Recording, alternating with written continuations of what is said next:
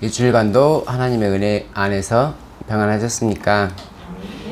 오늘의 설교 제목은 의의 교사. 의의 교사는 의를 가르치는 교사라는 뜻도 되겠고 의로운 교사라는 뜻도 되겠죠. 보통 의의 교사를 설명할 때 요엘서를 많이 인용하고 하는데 저는 항상 모든 교리는 율법에서부터 시작을 해야 되기 때문에 창세기를 먼저 인용하겠습니다. 창세기 18장 19절 내가 그러 그 자식과 권속에게 명하여 여호와의 도를 지켜 의와 공도를 행하게 하려고 그를 택하였나니 이는 나 여호와가 아브라함에게 대하여 말한 일을 이루려 함이니라. 굉장히 좀 어려운 구절이죠. 안 어렵나요? 몇 번을 읽어봐야지 겨우 이 뜻이 이해갈까 말까 하게끔. 그래서 좀 더 쉬운 번역인 공동 번역을 참고해 볼게요. 나는 그로 하여금 그의 자손과 그의 뒤를 이을 가문에게 옳고 바른 일을 지시하여 이 야훼의 가르침을 지키게 하려고 그를 뽑아 세우지 않았던가. 그러니 나는 아브라함에게 약속한 것을 그대로 이루어 주어야 하리라. 마지막으로 CV에 있는 말을 잠깐 참고하겠습니다. I have chosen him. 나는 그를 택했는데 왜 택했냐면 to teach his family. 그의 가족을 가르치라고. 어떤 걸 가르치냐면 to obey me forever. 나에게 영원히 순종하라고. and to do. 그걸 뭘 하라고 하냐면은 옳고 공정한 것을 하라고. 옳고 공정한 것을 하고 나에게 영원히 복종하는 것을 그 가족들에게 가르치라고 그를 선택했다. Then I will give Abraham many descendants. 그래서 나는 아브라함한테 많은 자손을 줄 거야. Just as I promised. 내가 약속한 것처럼. 아브라함에게 이렇게 사람한테 가르치라고 했어요. 자기 자손들한테 가르치라겠다고요. 가르치려면 뭐가 있어야 돼요? 자손이 있어야 가르치죠. 그래서 하나님께서 그래 그러면 내가 자손을 많이 줄게 하는 그 약속이 창세기 18장 19절에 지금 기록되어 있는 거예요. 자녀들한테 가르치는 게 아브라함의 목적이고, 그러니까 아브라함을 선택한 이유는 아브라함이 자기 자손들한테 가르치게 하려고 선택했는데 자녀들이 있어야지 가르치죠. 그래서 자녀들을 줘야 되는 게 하나님의 이루시고자 하는 거예요. 신명기 6장 6절 7절 오늘 내가 너에게 명하는 이 말씀을 너는 마음에 새기고 네 자녀에게 부지런히 가르치며 집에 앉았을 때든지 길을 갈 때든지 누워있을 때든지 일어날 때든지 이 말씀을 강론할 것이며. 우리가 교회를 다니는 이유는 배우기 위함이죠. 배우는 이유는 가르치기 위함이죠. 우리는 교회에서 영적인 자녀들이 됐습니다. 영적인 자녀들에게 먼저 배움이 필요하고 배운 다음에 가르치는 일, 그것이 주님께서 우리를 부르신 목적이다. 에레미야 20장에 보니까 에레미야가 하는 말을 사람들이 안 들어줬어요. 여호와여 주께서 나를 권유하심으로 내가 그 권유를 받았사오며 주께서 나보다 강하사 이기셨으므로 내가 조롱거리가 되니 사람마다 종일토록 나를 조롱하나이다. 내가 말할 때마다 외치며 파멸과 멸망을 선포하므로 여호와의 말씀으로 말미암아 내가 종일토록 치욕과 모욕거리가 됨이니이다. 우리가 가르치는 게 사람들이 기쁘게 받아들일 만한 걸 가르치는 게 아니고 멸망을 선포하는 거잖아요. 교회가 바벨론이라고 하고 안 좋은 말들만 하는 거잖아요. 그래서 모든 비난과 조롱이 우리한테 쏟아지게끔 돼 있어요. 그러면 귀찮아, 나 이 말 안 할까? 라고 생각이 들죠. 에레미야는 내가 다시는 여호와를 선포하지 아니하며 그의 이름으로 말하지 아니하리라 하면 나의 마음이 불 붙는 것 같아서 골수에 사무치니 답답하여 견딜 수 없나이다. 결국은 우리는 신령한 의무감 때문에 사람들에게 말할 수밖에 없죠. 교회에 대한 사랑, 타락한 교회에 대한 사랑. 우리는 훌륭한 교회를 사랑하는 게 아니고 하나님의 말을 듣지 않는 교회를 사랑하고자 합니다. 그래서 아브라함을 최초의 교사로 세웠죠. 두 번째로는 누구를 세웠을까? 출애굽기 4장 12절 15절 이제 가라 내가 네 입과 함께 있어서 할 말을 가르치리라. 너는 그에게 말하고 그의 입에 할 말을 주라. 내가 네 입과 그의 입에 함께 있어서 너희들이 행할 일을 가르치리라. 모세와 아론은 하나님께 배워야 돼요. 하나님은 그들을 가르쳐야 되고, 왜 하나님은 그들을 가르치냐면 그들이 하나님께로부터 배워서 백성들을 가르쳐야 되기 때문에. 출애굽기 18장 20절 21절 그들에게 율례와 법들을 가르쳐서 마땅히 갈 길과 할 일을 그들에게 보이고, 이 말은 모세의 장인 이드로가 모세에게 한 말이에요. 모세가 해야 될 일이 가르치는 일이에요. 너는 또 온 백성 가운데서 능력 있는 사람들 곧 하나님을 두려워하며 진실하며 불의한 이익을 미워하는 자를 살펴서 백성 위에 세워 천부장과 백부장과 50부장과 10부장을 삼아. 그런데 이 일은 모세 혼자서는 감당하기 어려운 일이에요. 어떤 선교단체나 교회가 목사 한 사람이나 지도자 한 사람한테 모든 짐을 씌운다면은 필경 기력이 세야겠죠. 그래서 먼저 배운 사람이 있고, 먼저 배웠다고 다 아는 건 아니지만 먼저 배운 사람이 나중 된 사람들에게 가르쳐야 되는 몫이 있다는 거예요. 10부장은 10부장만큼만 가르치면 되고, 50부장은 50부장만큼만 가르치면 되고, 천부장도 못 가르친 건 모세가 가르치면 되는 거고. 그래서 나는 아는 게 별로 없으니까 안 가르쳐도 되겠지가 아니고, 내 몸만큼을 남한테 가르쳐야 되는 분량이 있단 말이죠.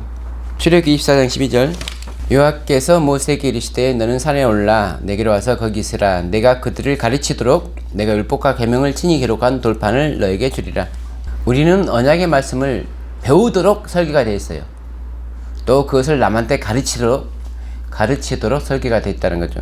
또 나 여호와가 모세를 통하여 모든 규례를 이스라엘 자손에게 가르치리라. 하나님은 우리에게 가르치시는데 반드시 누군가를 통해서 가르친다는 거예요. 출애굽 당시에는 모세를 통해서 가르쳤어요. 지금은 누구를 통해서 가르치나요? 네, 포괄적으로 성령을 통해서 가르치죠. 모세를 통해서 성경을 가르쳤는데, 모세를 통해서 성경을 우리한테 가르치는 거잖아요. 지금은 누구를 통해서 성경을 우리에게 가르치냐고요? 지금도 모세의 말씀을. 모세 죽은 지 오래됐는데. 성경 말씀. 성경책이 있고 또 성령을 통해서 성령이 너희를 모든 길로 인도한다고 해서. 포괄적인 거는 성령이고. 자, 약간 차원 낮게 생각해. 차원 낮게. 차원이 이제 성령까지 올라가면 차원이 높은 거예요. 어차피 지금 오늘 성령을 설명드릴 거고, 그냥 단순하게 생각해보세요. 교회를 통해서. 교회가 없으면 우리는 배울 수가 없어요. 교회는 말 그대로 교회예요. 가르치기 위해서 모아놓은 곳을 교회라고 해요. 교회를 통해서 하는데 그 교회의 지도자가 누구냐 하면 성령님이라는 거예요. 그 교회의 지도자는 예수 그리스도이신데, 예수 그리스도가 성령님을 통해서, 성령님은 교회를 통해서 우리에게 가르쳐 주신다. 내가 오늘 너에게 명하는 내 명령을 너희가 만일 청종하고 너희 하나님 여호와를 사랑하여 마음을 다하고 뜻을 다하여 섬기면 여호와께서 너희의 땅에 이른 비 늦은 비를 적당한 때에 내리리니 너희가 곡식과 포도주와 기름을 얻을 것이요. 이러므로 너희는 나의 이 말을 너희 마음과 뜻에 두고 또 그것을 너희의 손목에 메어 기호를 삼고 너희 미간에 붙여 표를 삼으며 또 그것을 너희의 자녀에게 가르치며 집에 앉아 있을 때에든지 길을 갈 때에든지 누워 있을 때에든지 일어날 때에든지 이 말씀을 강론하고. 그래서 우리는 말씀을 받았을 뿐만 아니라 말씀을 가르쳐야 되는 의무에 있는데, 그 의무에 있는 자는 먼저 우리의 마음과 뜻에 이 말씀을 새겨야 된다는 거죠. 우리의 마음과 생각이 바뀌지 않고 가르칠 수가 없다는 거예요. 우리가 하나님께서 주시는 말씀을 얼마만서 우리 마음이 바뀌어야 된다는 거, 우리의 생각과 계획이, 목적이 바뀌어야 된다는 것. 그러므로 우리가 말하는 걸 보면은 아, 저 사람 바뀌었네? 라는 게 증명이 돼야 되죠. 예전에 하던 말 그대로 하거나 하면 안 되잖아요. 내가 말씀을 올바로 이해하니까 내 말이 달라지고 내 기도가 달라지고 내 생각이 달라지고 내 계획이 달라지더라. 이제 한참 시간이 지나서 마태복음 4장 23절, 예수께서 온 갈릴리에 두루 다니사 그들의 회당에서 가르치시며 천국 복음을 전파하시며 백성 중에 모든 병과 모든 약한 것을 고치시니. 사실 예수님께서 이 세상에 오신 이유가 여러 가지가 있는데 백성들과 만나서 주로 하는 거 뭐냐면 가르치는 일이었어요. 5장 2절, 입을 열어 가르치시되. 19절, 그러므로 누구든지 이 계명 중에 지극히 작은 것 하나라도 버리고 또 그같이 사람을 가르치는 자는 천국에서 지극히 작다 일컬음을 받을 것이요 누구든지 이를 행하며 가르치는 자는 천국에서 크다 일컬음을 받으리라. 마태복음 7장 28절 29절, 예수께서 이 말씀을 마치심에 무리들이 그의 가르치심에 놀라니 이는 그 가르치시는 것이 권위 있는 자와 같고 그들의 서기관들과 같이 아니함이라라. 좀 비슷한 말이 요한복음 7장 46절에도 있습니다. 아랫사람들이 대답하되 그 사람이 말하는 것처럼 말한 사람은 이때까지 없었나이다. 아니, 예수님께서는 진리를 말하는데, 진실을 말하는데 왜 다른 사람들과 차별되게끔 말하느냐? 지금까지 한 번도 들어본 적이 없는 말만 예수님께서 하시는가?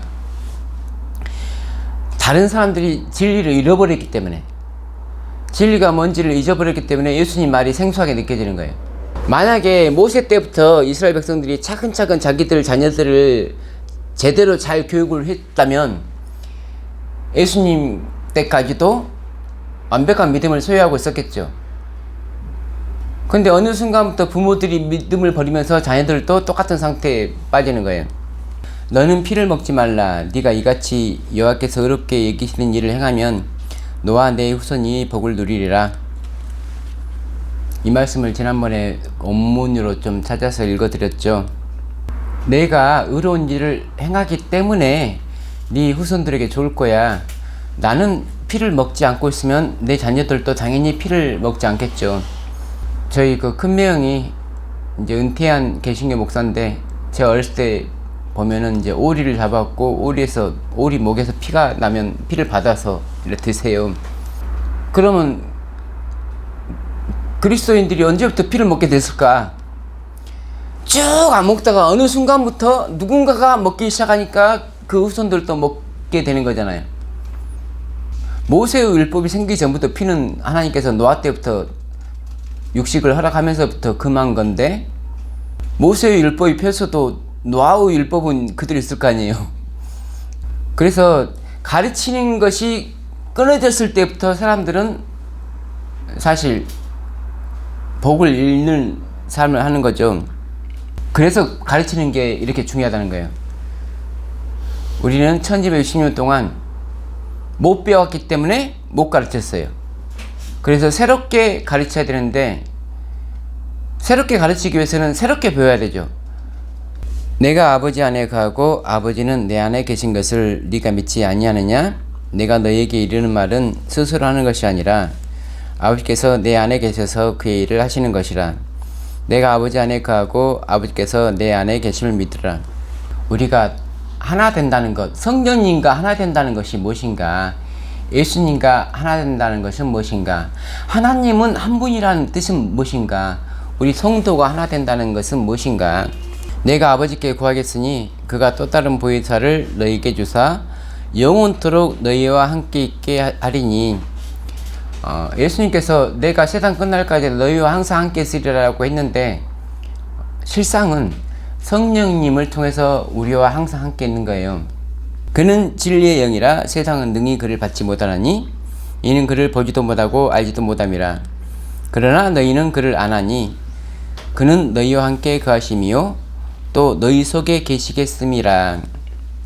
우리가 하나님 안에 있고 하나님이 우리 안에 있는가? 그것을 우리가 증명을 해야 되잖아요. 모두가 이 말씀을 사랑하겠잖아요. 내 속에 하나님이 있고 하나님 속에 내가 있어. 그날에는 내가 아버지 안에, 너희가 내 안에, 내가 너희 안에 있는 것을 너희가 알리라. 그거에 대한 보증이 보혜사 곧 아버지께서 내 이름으로 보내실 성령, 그가 너희에게 모든 것을 가르치고 내가 너희에게 말한 모든 것을 생각나게 하리라. 우리는 성령님께 직접적으로 배워요. 성령님이 우리를 가르치기 전에는 우리는 누구한테 배웠냐면 우리 조상들은 직접 하늘에서 내려오신 예수님께 배웠어요. 근데 예수님이 하늘에 가셨기 때문에 직접적으로는 우리는 배울 수 없고 성령님을 통해서 그분에게 배울 수가 있는 거죠. 우리는 성령님을 통해서 배우는데 혹시 성령님한테 내가 배움을 받고 있구나 라는 생각이 들어요? 들어요? 이렇게 좀 생각해 볼게요. 성령님이 우리에게 가르칠 시간을 드려야 돼요. 우리가 뭐 설교를 듣거나 또는 말씀을 읽었을 때 성령님이 우리한테 이제 가르쳐 주고자 하잖아요. 근데 성경책을 슝 읽고 닫고 가버리면 가르칠 시간을 성령님께 안 드리는 거잖아요. 그래서 말씀을 다시 되새김질을 할 때, 근래 들어서는 우리가 좀 말씀을 읽는 방법을 약간 바꿨죠. 예전에는 그냥 한번 쑥 읽고 지나갔는데 지금은 이게 무슨 뜻이야 하고 3번, 4번 계속 읽게 되잖아요. 그러니까 옛날보다 훨씬 더 깨닫게 되죠. 내가 이 말씀을 여태 못 깨달았네 그런 생각이 들잖아요. 그래서 성령님이 나한테 가르쳐 준다는 걸 내가 증명을 해야 되기 때문에, 성령님이 나와 함께 있다는 걸 내가 깨달아야 되고 내가 증명을 해야 되기 때문에 성령님과 교제를 해야 된다는 거죠. 가르침을 받는다는 건 그분과 교제예요. 내가 그분 안에 있고 그분이 내 안에 있는 교제가 시작된다는 거예요. 예수께서 대답하실 때 진실로 진실로 너에게 이르노니 사람이 물과 성령으로 나지 아니하면 하나님의 나라에 들어갈 수 없느니라. 육으로 난 것은 육이요 영으로 난 것은 영이니 내가 너에게 거듭나야 하겠다는 말을 놀랍게 여기지 말라. 바람이 임으로 불매 네가 그 소리를 들어도 어디서 와서 어디로 가는지 알지 못하나니 성령으로 난 사람도 다 그러하니라. 결국은 이건 우리의 영생에 직결되는 문제죠. 우리가 성령으로 낳느냐 아니면 육적으로 낳느냐. 좀 어려운 말씀 읽겠습니다. 그가 와서 죄에 대하여 의에 대하여 심판에 대하여 세상을 책망하시리라. 죄에 대하여라 함은 그들이 나를 믿지 아니하며 의에 대하여라 함은 내가 아버지께로 가니 너희가 다시 나를 보지 못하며 심판에 대하여라 함은 이 세상 임금이 심판을 받았음이라. 내가 아직도 너희에게 이를 것이 많으나 지금은 너희가 감당하지 못하리라. 그러나 진리의 성령이 오시면 그가 너희를 모든 진리 가운데로 인도하시리니 그가 스스로 말하지 않고 오직 들은 것을 말하며 장래의 일을 너희에게 알리시리라. 이 말 좀 어렵죠? 어려우니까 시간 관계상 이렇게 말씀드릴게요. 구체적인 것은 오후 시간에 하기로 하고, 얘들아 내가 지금까지 3년 동안 너희들하고 같이 있으면서 내가 계속 너희들한테 가르쳤잖아. 근데 이제 내가 너희들과 헤어질 시간이 됐어. 그러니까 여태 4년 동안 내가 했던 일을 앞으로 성령님이 할 거야 라고 지금 예수님은 말하고 있는 거예요. 그러므로 제자들은 예수님과는 헤어졌지만 성령님을 통해서 계속 예수님과 교제를 할 수 있는 그런 상태에 처하게 될 수가 있는 거죠. 늘 요한계시록에 대한 속편을 제가 요한복음을 했고, 요한복음에 대한 속편이 요한서신 같아요. 그래서 요한복음에서도 이해할 수 어려운 것들을 요한 1서나 2, 3서를 통해서 우리가 충분히 내용을 파악할 수 있다는 것을 생각합니다. 심판에 대하여 이 세상 임금이 심판을 받았다. 그 말을 다른 말을 바꾸면은 33절에 이것을 너희에게 이르는 것은 너희로 내 안에서 평안을 누리게 하려 함이라. 세상에서는 너희가 환난을 당하나 담대하라. 내가 세상을 이겨오느라. 심판에 대하여는 이렇게 말을 바꿀 수가 있죠. 이 세상 임금이 심판을 받았음이라 라는 말을 내가 세상을 이겨노라 라고 말을 바꿀 수가 있죠. 또 그 말을 이렇게 말할 수 있습니다. 우리가 하나님을 사랑하고 그의 계명들을 지킬 때에 이로써 우리가 하나님의 자녀를 사랑하는 줄을 아느니라. 하나님을 사랑하는 것은 이것이니 우리가 그의 계명들을 지키는 것이라. 그의 계명들은 무거운 것이 아니로다. 무릇 하나님께로부터 난 자마다 세상을 이기느니라. 세상을 이기는 승리는 이것이니 우리의 믿음이니라.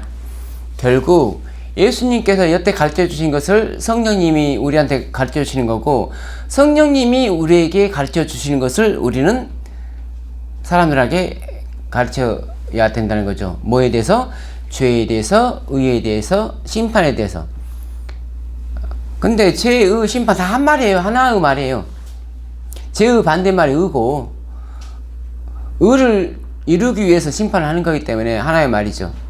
그것을 예수님이 여태 해왔고, 그 일을 성령님이 여태 해왔고, 그 일을 우리가 해야 되는 거죠. 이게 우리가 하는 일이 뭐냐? 요한복음 14장 15절에 너희가 나를 사랑하면 나의 계명을 지키리라. 결국은 성령님을 통해서 우리가 의에 대해서 배워야 되는데 뭐냐면, 그것을 결론적으로 따져보니까 우리가 하나님의 계명을 지키는 일이구나. 내가 아버지의 계명을 지켜 그의 사랑 안에 거하는 것 같이 너희도 내 계명을 지키면 내 사랑 안에 거하리라. 결국은 뭐 포도나무, 주님은 포도나무고 우리는 나무가지인데 어떻게 가지가 돼서 붙어 있을 수 있느냐? 계명에 대한 사랑, 주님의 명령에 대한 사랑, 주님의 말씀에 대한 사랑이 우리를 그분과 연결시킨다. 여기까지가 서론입니다. 서론이 엄청 길죠. 자, 본론.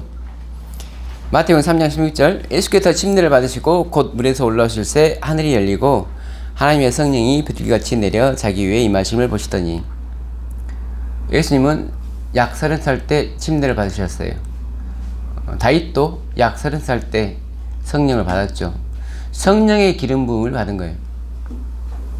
그럼 여기서 우리는 항상 좀 생각을 해봐야 되는 게, 침례 요한이 모태에서부터 성령이 충만하였죠. 하물며 침례 요한도 모태에서부터 성령이 충만하였는데 예수님은 30살 때까지 성령의 맛을 못 보다가 30살 되세야 지금 맛을 보는 거잖아요.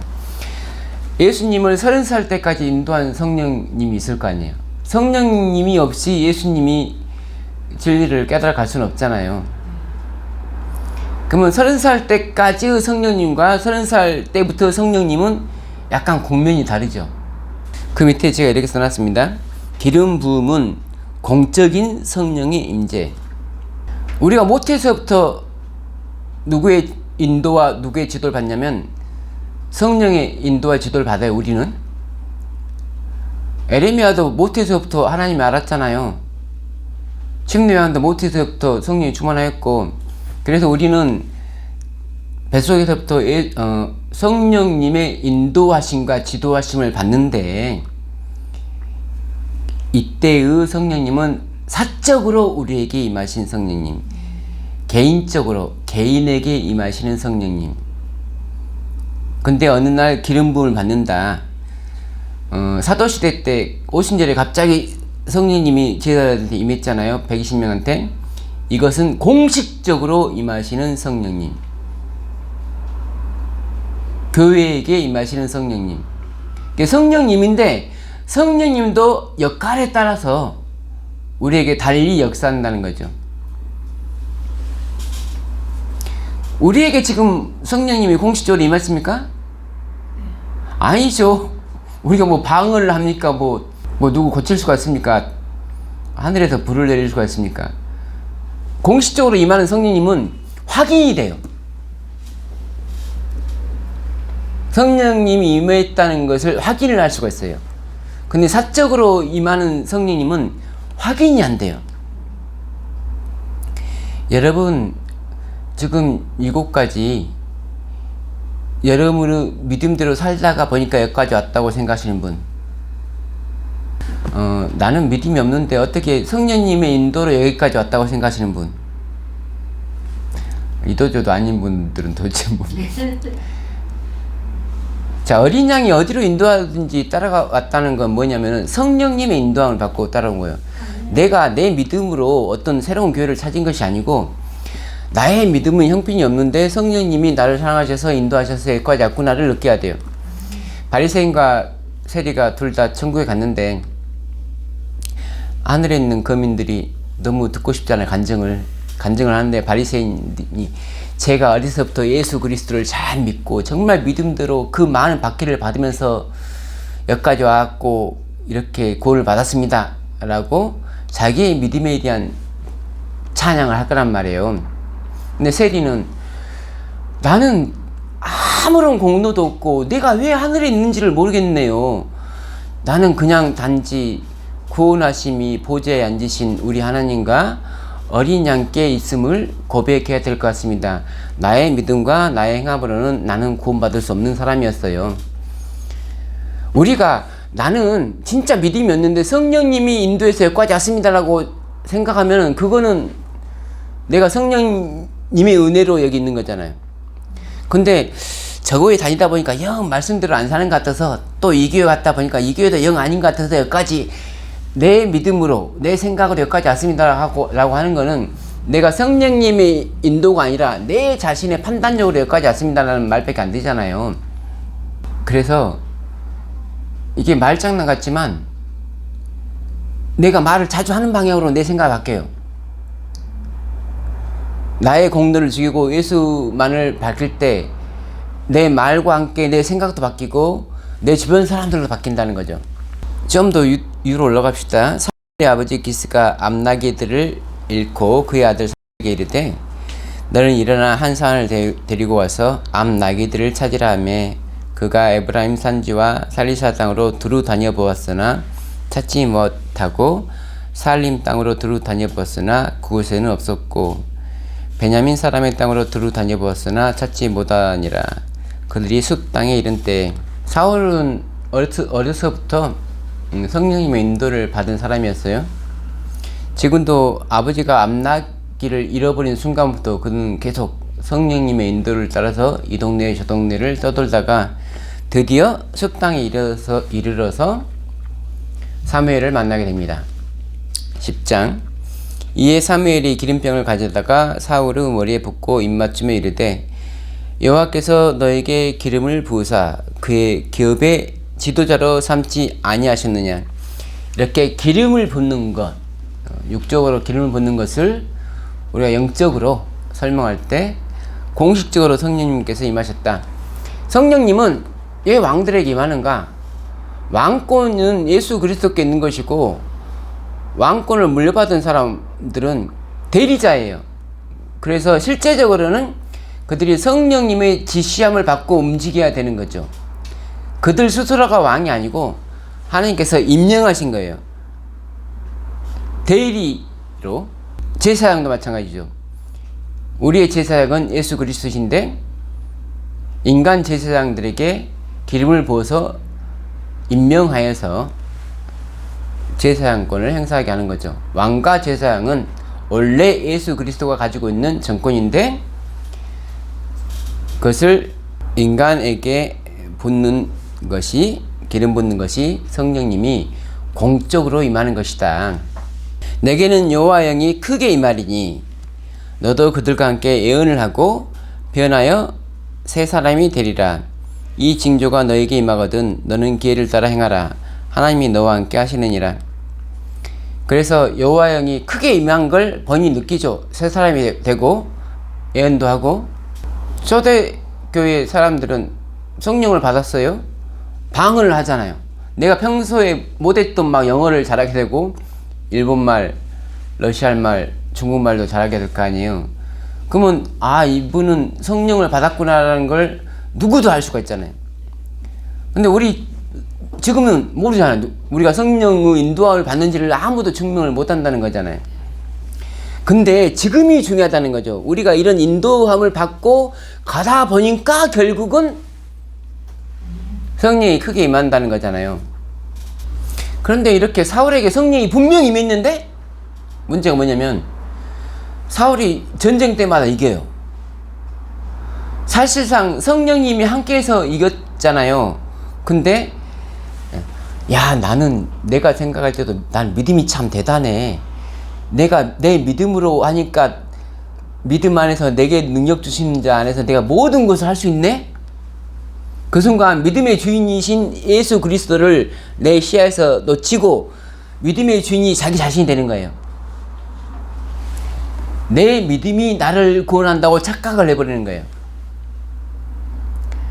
그런 문제가 뭐냐면 여태 성령님이 사울을 인도했는데 이제부터는 사울이 자기 자신의 인도자가 되는 거잖아요. 그럼 성령님이 할 일이 있어요, 없어요? 성령님이 할 일이 없으면 어떻게 해야 돼요? 네. 사무엘이 기름 뿔병을 가져다가 그의 형제 중에서 그에게 부었더니 이날 이후로 다윗이 여호와의 영에게 크게 감동되니라. 사무엘이 떠나서 라마로 가니라. 여호와의 영이 사울에게서 떠나고 여호와께서 부리시는 악령이 그를 번뇌하게 한지라. 사울도 기름 부음을 부었으니까 사울에게도 여호와의 영이 있어야 되고 다윗도 기름 부었으니까 다윗에게도 여호와의 영이 있어야 되는데 왜 사울에게서 떠나서 다윗에게로 갈 수밖에 없냐? 하나님의 영은 온 세상에 충만하니까 다윗에게 있어야 되고 사울에게 있어야 되는데 왜 사울에게서 떠나야만 되느냐? 개인에게는 이 사람에게도 있고 저 사람에게도 있고 다 있을 수 있는데 공식적이잖아요. 왕에게 공식적으로 임하는 성령이기 때문에 두 왕에게 있을 수가 없단 말이에요. 이 교회에도 성령이 있고 저 교회에도 성령이 있는 게 아니고 개인적으로는 모든 교인들한테 성령이 있는데 교회에 임하시는 성령은 절대로 두 개의 교회에 임할 수가 없다고요. 왜냐하면 공식적이기 때문에. 계시록 1장 몸을 돌이켜 나에게 말한 음성을 알아버리고 돌이킬 때에 7 금촛대를 봤는데 촛대 사이에 인자 같은 이가 발에 끌리는 옷을 입고 가슴에 금띠를 띠고 7 촛대는 7 교회니라. 지금 7 촛대 사이 곧 7 교회 사이에 거니시는 분은 예수 그리스도세요. 근데 귀 있는 자는 성령이 교회들에게 하시는 말씀을 들을지어다 라고 부언을 하는 거 보니까 예수님이 직접 교회를 관리하는 것이 아니고 성령님을 통해서 관리하는데 성령님의 말씀을 안 들으면 그 촛대를 옮기는 것을 우리가 계시록에서 읽어볼 수가 있습니다. 인자 같은 이가 발에 끌리는 옷을 입고 가슴에 금띠를 띠고 이걸 어떤 분은 대제사장의 복장이라고 하는데 대제사장은 가슴에 금띠를 띠지 않습니다. 발에 끌리는 옷도 아닙니다. 이거는 왕의 옷이라고 생각됩니다. 사람이 친구를 위하여 자기 목숨을 버리면 이보다 더 큰 사랑이 없나니 너희는 내가 명하는 대로 행하면 곧 나의 친구라. 이제부터는 너희를 종이라 하지 아니하리니 종은 주인이 하는 것을 알지 못함이라. 너희를 친구라 했노니 내가 내 아버지께 들은 것을 다 너희에게 알게 하였음이라. 예수님과 우리가 친구 사이가 되는 유일한 길은 서로 교제를 하는 거죠. 우리가 성령님께 배우는 거예요. 내 교훈은 비처럼 내리고 내 말은 이슬처럼 맺히나니 연한 풀 위에 가는 비 같고 채소 위에 단비 같도다. 이 말은 모세가 한 말입니다. 성경에서 비가 뜻하는 게 뭔가? 우리가 씨 하면 말씀을 뜻하죠. 말씀이 우리 마음에 들었을 때 그 말씀이 발화를 하지 않으냐면은 열매를 못 맺는데 발화를 하게 하고 자라게 하는 주요 인자가 바로 비라는 거죠. 그러므로 우리가 성령님의 도움 없이 뭔가를 깨닫거나 이룰 수가 없다는 겁니다. 그럼 우리에게 비를 주시겠다는 약속들, 우리에게 성령님을 주시겠다는 약속들, 그러니까 성령님께서 우리와 개인적인 교제 또는 단체적인 교제를 하겠다는 약속들에 대해서 성경을 찾아볼 수가 있는데 시온의 자녀들아 너희는 너희 하나님 여호와로 말미암아 기뻐하며 즐거워할지어다. 그가 너를 위하여 비를 내리시되 이른 비를 너희에게 적당하게 주시리니 이른 비와 늦은 비가 예전과 같을 것이라. 마당에는 밀이 가득하고 독에는 새 포도주와 기름이 넘치리로다. 이렇게 비를 내리는 이유가 육적으로는 농사가 잘 되게 하는 이유지만 영적으로 한번 다시 요엘은 설명하고 있습니다. 그 후에 내가 내 영을 만민에게 부어주리니 누구든지 여호와의 이름을 부르는 자는 구원을 얻으리니 이는 나 여호와의 말대로 시온산과 예루살렘에서 피할 자가 있을 것이며 남은 자 중에 나 여호와의 부름을 받을 자가 있을 것임이니라. 요엘 3장으로 가면 보라 그날 곧 내가 유다와 예루살렘 가운데에서 사로잡힌 자를 돌아오게 할 그때에 내가 만국을 모아들이고 여호사밧 골짜기에 내려가서 내 백성 곧 내 기업인 이스라엘을 위하여 거기에서 그들을 심문하리니 민족들은 일어나서 여호사밧 골짜기로 올라올지어다. 내가 거기에 앉아서 사면의 민족들을 다 심판하려로다. 너희는 나설스라 곡식이 이곳도다. 와서 밟을지어다. 포도주들이 가득 차고 포도주 독이 넘치니 그들의 악이 크미로다. 제일 마지막 구절은 어디서 많이 읽어봤나요? 너희는 나설스라 곡식이 이곳도다. 와서 밟을지어다. 포도주들이 가득히 차고 포도주 독이 넘치니 그들의 악이 크미로다. 어디서 읽어봤나요? 계시록? 예, 계시록 14장 마지막 심판 광경이죠. 그 심판이 있기 전에 우리가 외치는 기별이 세천사 기별이고, 그래서 요엘서의 문맥은 마지막 심판날이 다가오기 전에 우리가 반드시 이른비와 늦은비를 체험하지 않으면 안 된다. 교회사적으로 처음에 내리는 비를 이른비라 하고, 교회사적으로 마지막 심판 전에 내리는 비를 늦은비라 하는데, 우리 개인에게 있어서도 이른비가 있고 늦은비가 있고 은혜의 소나기가 있고 이슬이 있을 거 아니에요. 그러면 늦은비는 주로 심판에 활용이 되지만 이른비는 어떻게 활용되는가? 요엘 2장 23절의 한물에 리스탁하는 이른비를 적당하게로 번역할 수 있고 의로운 교사로도 번역할 수 있습니다. 그러므로 이른비로 내리는 성령은 우리에게 진리를 가르치기 위해 오시는 것이라고 이해할 수 있습니다. 호세아 6장 3절을 끝으로 말씀 마칠게요. 그러므로 우리가 여호와를 알자, 힘써 여호와를 알자. 그의 나타나심은 새벽빛같이 어김없나니 비와 같이 땅을 적시는 늦은 비와 같이 우리에게 임하시리라 하니라. 여기서 좀 이해가 안 가는 게, 늦은 비는 나왔는데 왜 이른 비는 안 나오지? 그러니까 의의 교사라는 말은 이른 비에서 나와요. 우리에게 임하시는 첫 번째 이유는 뭐냐면 우리에게 의를 가르치기 위해서. 의를 가르쳐놔야지 의를 행할 거 아니에요. 우리도 의를 전하고. 근데 킹 제임스를 보니까 as the latter and former rain unto the earth 해서 나중 비와 처음 비를 준다고 나왔잖아요. 이른 비와 늦은 비를 준다고 킹 제임스 나왔잖아요. 근데 왜 우리 성경에는 그게 없지? 라고 해서 다시 한번 원문을 보니까 케 말코시가 늦은 비처럼 얘기죠. 그 다음에 요레 나왔잖아요. 근데 요레가 히필력으로 사용될 때는 적시는 이란 뜻이에요. 근데 명사형으로 사용되면 이른 비란 뜻이에요. 신명기 지금 11장 14절 왜 나타티 나는 주었다. 메타르는 비예요. 아르즈캠 너희의 땅에 비를 주었다. 베이토 에트는 때고 그 때에 요레 이른비 우말코시 이른비와 늦은비를 주었다 그 뜻이에요. 그래서 요레가 이른비라는 뜻도 되고 적시는 이라는 뜻도 돼요. 비가 적시잖아요. 그래서 한국 성경은 땅을 적시는 늦은비라고 번역을 했고 킹제임스는 이른비와 늦은비라고 번역을 한 거예요. 그래서 이른비의 기능, 우리는 항상 늦은비를 기다리는데 이른비를 왜 우리가 먼저 받아야 되는가를 깨닫지 못하면 늦은비를 못 받는 거잖아요. 전쟁이 나서 전쟁터로 바로 가는 게 아니고 먼저 훈련소 가서 훈련을 받아야지 총도 쏠 줄 알고 하잖아요. 늦은비 큰 내침 때 우리가 늦은비를 받기 위해서는 의가 먼저 알고 죄가 먼저 알고 심판이 먼저 배워야지 심판을 할 수가 있는 거잖아요. 늦은비로. 그래서 이른비를 통해서 먼저 우리가 의의 교사에게로 배워서 우리가 의의 교사가 돼야 되는 거예요. 교사 역할은 의를 제대로 가르치는 거죠. 그런데 아까 말했듯이 어떤 사람은 10부장으로서 10부장만큼만 하면 되고 어떤 사람은 1000부장만큼만 하면 돼요. 못한다고 해서 가르칠 수 없는 게 아니고 내가 깨달은 한도 내에서. 그래서 100개의 진리 중에 하나라도 정확히 깨달으면 시간이 갈수록 2개도 깨닫고 3개도 깨닫고 할 수 있다는 거죠.